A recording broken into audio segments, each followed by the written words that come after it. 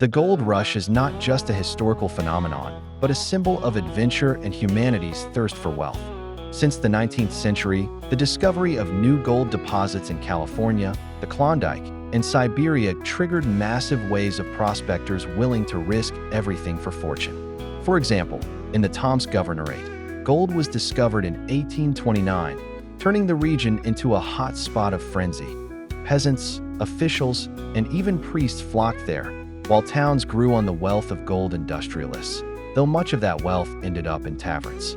But the gold rush isn't just history. Its spirit lives on in culture. Charlie Chaplin's 1925 classic film uses comedy to depict the hardships of Alaskan prospectors, where greed coexists with humanity. A modern take is the reality show Gold Rush on Discovery, where teams compete to extract gold under extreme conditions. Even in board games, the theme remains popular.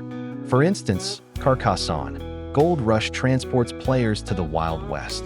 In the Bang expansion, gold becomes the currency for which cowboys will do anything, even come back from the dead.